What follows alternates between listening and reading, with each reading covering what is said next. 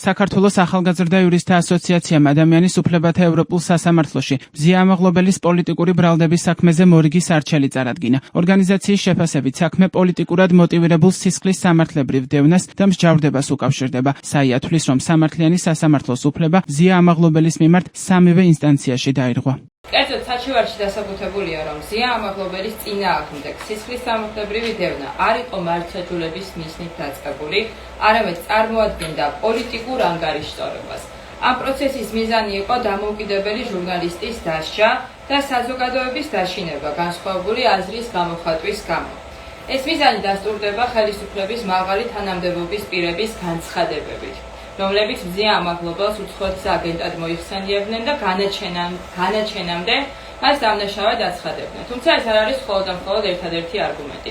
ამ საქმეში ასევე სამართლებრივი თვალსაზრისით წარმოდგენილია მთელი რიგი ის ინდიკატორები, რომელიც სტრასბურგის სასამართლოს წინაშე ასაბუთებს, რატომ არ ჰქონდა ქალბატონ მზიას სამართლიანი სასამართლო, არც პირველ, არც მეორე და არც მესამე ინსტანციაში. საიას განცხადებით, ქართულმა სასამართლოებმა სათანადოდ არ შეაფასეს დაცვის მხარის მიერ წარდგენილი მტკიცებულებები, მათ შორის 19 ვიდეო ჩანაწერი და გადაწყვეტილებები ძირითადად ბრალდების მხარის პოზიციებს დაერყნო. მათი შეფასებით, საქმის განხილვის დასკვნით ეტაპზე ბათუმის საქალაქო სასამართლომ ბრალდება ისე გადააკვალიფიცირა, რომ დაცვის მხარეს ახალი ბრალდების წინააღმდეგ ეფექტიანი დაცვის შესაძლებლობა არ მიეცა. საია მიიჩნევს, რომ ამით დაირღვა როგორც სამართლიანი სასამართლოს უფლება, ისე ადამიანის უფლებათა ევროპული კონვენციის მე-18 მუხლი, რომელიც უფლებების პოლიტიკური მიზნებით შეზღუდვას კრძალავს.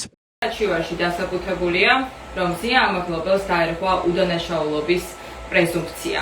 მაღალი თანამდებობის პირების მიერ საჯარო სივრცეში ორგანიზებულად გაკეთებული განცხადებები, რომლითაც მზია ამაღლობელს არაერთხელ უწოდეს დანაშაულის ჩამდენი, არაერთხელ უწოდეს აგენტი. აშკარად არღვევდა უდანაშაულობის პრეზუმპციას და აკალიბებდა საზოგადოებრივ აზრს მის დამნაშავეობასთან დაკავშირებით, განაჩენის გამოტანამდე.